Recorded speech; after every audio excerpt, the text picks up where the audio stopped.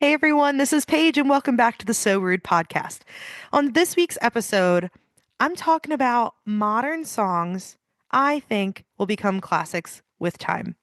Now, I cannot take full credit for this video idea. I watch a YouTuber online who is in the book talk sphere, Jack Edwards. I've been watching him since pre-COVID, and I think his videos are incredible when it comes to book reviews, and he's so creative and out of the box when it comes to talking about book content. I will admit I don't love all of his recommendations, but I love his content, and he recently did a video like this where he talked about books, modern books that are going to become classics. And I was like, oh my God, I love that idea. Kind of my time capsule of what I think is going to happen in like 10, 15, 20 years from now. So I'm going to make sure to link his video below if you want to check him out. And just to say, this is not copy and paste. This is copy with taste. I'm allowed to use other creators as inspiration. And so when it comes to songs that are classics, like what are classic songs, right?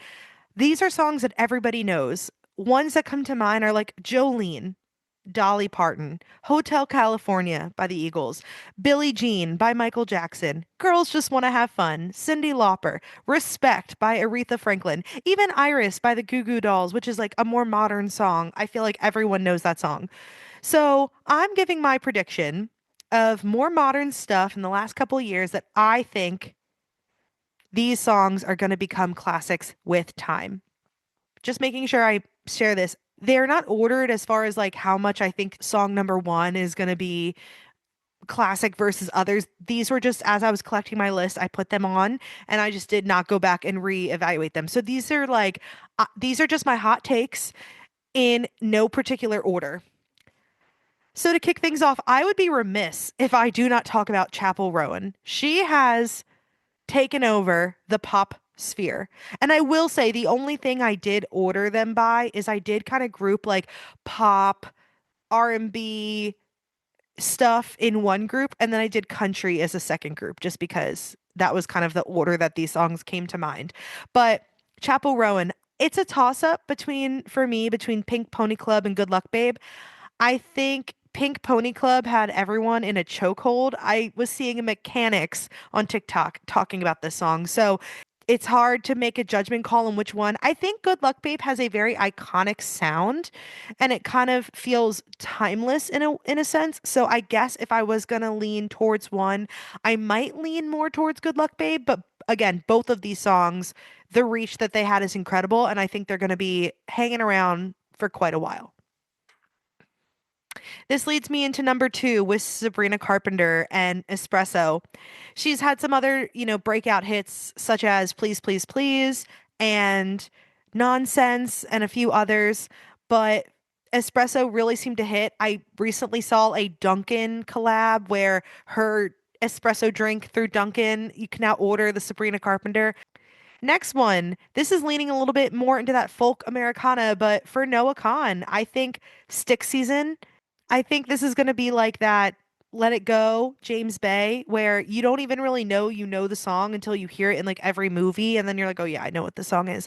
I think Noah Khan has kind of reached that with Stick Season. I know Dial Drunk was also really popular. I know Post Malone hopped on it for a version, and I think he's had a lot of other artist collabs for versions of Dial Drunk and Stick Season, but there's something about Stick Season. I think that one's gonna stick.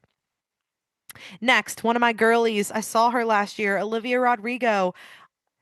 Oh, this one's hard. Driver's License, when that song came out, it just blew up. What I loved the most about it was there were so many fun production elements, like where it sounds like she's starting the car in the beginning and she's like jingling the car keys and then the turn signal becomes like the driving da da da da da da. Da. And maybe I'll do a breakdown on I think driver's license. That could be a really fun one to talk about. She also had a lot of ears on Good For You. And I think in a way it kind of captured that teenage, angsty, feminine rage. But I think, I don't know, there's something about driver's license. The Good For You is more of like a fun, upbeat song. Driver's license, a little less upbeat, but I could see both of those sticking around. Next, The Kid Leroy and Justin Bieber's Stay. This song I still find myself going back to playing it. And if you have not seen the video clip of Justin Bieber absolutely like annihilating this song beyond wasted, you should go check it out. He's great. His vocals are great. So that one, it's just part of the ecosystem. It's part of the sonic landscape of today's music. Next, As It Was, Harry Styles. So I am a Harry Styles fan. I've been a Harry Styles fan for a bit, but when As It Was came out, that song I think was the one that really like blew him up because everyone was singing it. He was at Coachella. I recently heard it at like a Walgreens. It's like reached that level of it's just everywhere.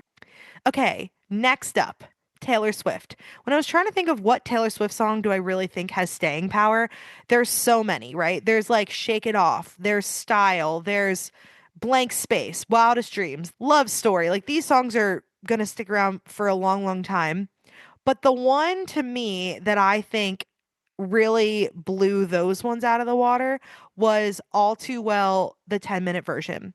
Reason being, first, this song broke records. Taylor Swift is known for breaking a lot of records, but this is the longest song in history to reach number one, beating out American Pie by Don McLean, recognized by the Guinness Book of World Records. She also went on to release a short film for this song that won a Grammy for Best Music Video.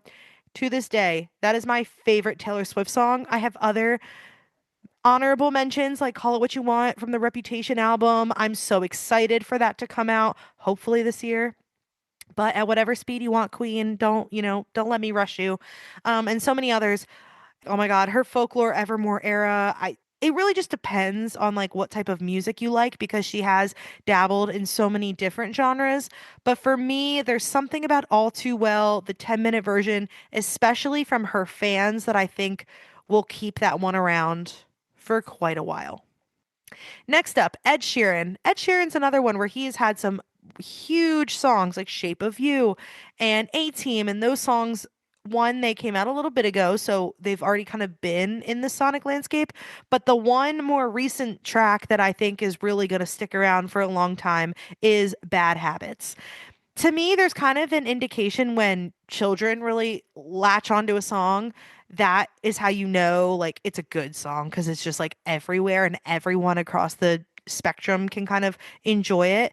But Bad Habits was literally huge, and you still hear it at like bars and at weddings. And so that one, next up, this one's more sad, but this is Lewis Capaldi's Someone You Loved.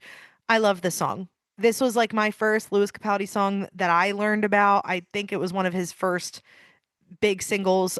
He's gone on to release other stuff too, but Someone You Loved, that's just like heartache. I remember hearing Phineas talk about this song and how clever some of the lines are. And I'm just a fan. I'm a fan. And I saw him once. I don't know if I'm allowed to tell this story. I'm going to tell it anyways. I work at a stadium near where I live. Connect the dots. So I'm working one of the concerts. I won't tell you which one. It was really late in the night. And I'm sitting there by myself near where the elevators are.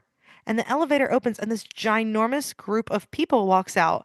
And at the front, I'm like, is that Louis Capaldi? And then he speaks and he's like, hello. And I'm like, oh, you have an accent. It is you. And so nice guy. I didn't really talk to him. I didn't really meet him, but that to me stood out. And so cool guy. Okay. Number 10, Happier Than Ever, Billie Eilish. Billie Eilish has had so many fun ones like Bad Guy, Ocean Eyes. That one was everywhere. But this one could just be a personal request. I think Happier Than Ever, especially the second half of this song, is iconic. And I want this to stick around. I saw her perform at work. A lot of these people that a lot of people on this list I have seen. I've seen Chappell Roan. I've seen Sabrina Carpenter, Noah Kahan, Olivia Rodrigo. I've seen Taylor Swift. I've seen Ed Sheeran. And I've seen Billie Eilish. And when she sang Happier Than Ever, oh my God, I was shocked to know that there was a few people that didn't know it, but the people just screamed it. And I think that's the only way to truly enjoy this song. And then number 11, About Damn Time, Lizzo. Lizzo's album Special was special. That was a great title for it. So many great songs off that. But About Damn Time, that one just exploded. And she's had some other really big songs off of her album that was before that, Cause I Love You. But I think About Damn Time, especially when you think about just fun, upbeat, kind of like Bruno Mars esque.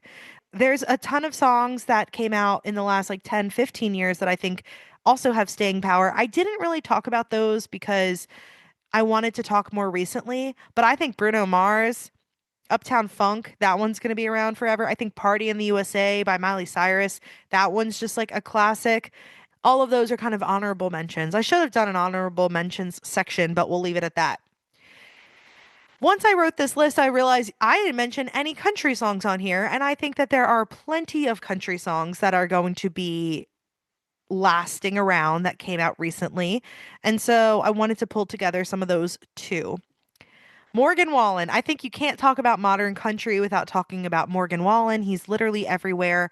And he has, I think, hits on every album he's released. But the one song in particular that just I've heard so many times on Broadway or cover bands is Wasted on You. And Whiskey Glasses. Both of those are huge, but I think Wasted on You is huge and I think that one will stick around for quite a while.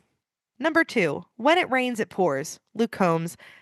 Luke Combs is iconic. He's officially just a part of the country landscape for sure. He's had huge hits like Where the Wild Things Are and his cover of Fast Car by Tracy Chapman, like huge songs, right? But I think When It Rains It Pours was one of his first breakout singles that I really know. And it's just still around. It's still a bop. And I think when you can listen to stuff a couple years later and it's still hanging around and it still hits, you know you got a good song. Number 3, Cody Johnson, Till You Can't. Cody Johnson is like classic country modernized. His voice is great. Just who he is as a person is great. And his songs are super catchy. And I think Till You Can't is one of those that maybe he's not the biggest guy around, but I think that song is pretty well spread. Okay, I can't talk about country without talking about Chris Stapleton.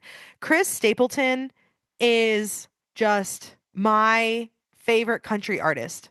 His voice is so smooth. He just has so much soul in his music, and he really brings the soul back to country in the storytelling and just the heartache in the lyrics and the excitement. I think it's so impossible to pick one Chris Stapleton song, but if I had to pick one, I think White Horse is just continuing to grow. But I mean, like Whiskey and You, Tennessee Whiskey, Parachute, Say Something. Like these are big songs. And so, yeah, I'm just going to say Chris Stapleton. Like, I don't even know what song specifically. I mean, White Horse, but Chris Stapleton.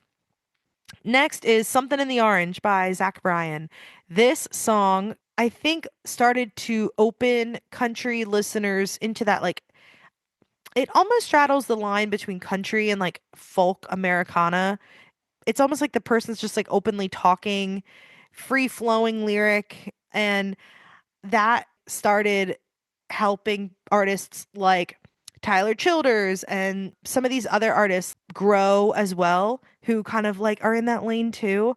I think in more recent stuff, Zach's leaned a little bit more modern country and like a little more commercial, but especially his stuff like Something in the Orange, that one was literally everywhere. Niall Horn covered it, like everyone was covering it.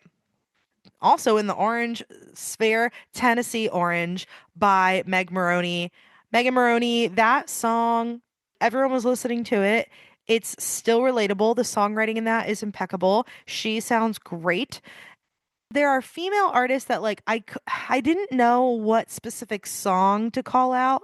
I think Carly Pierce is someone who has staying power because she's a little bit older and I think that allows her music to be more, she can connect with people now, but like as people age, they will continue to connect to her music.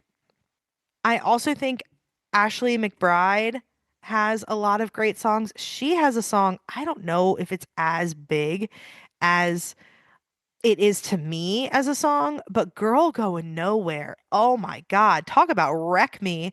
I don't think I can listen to that song without crying.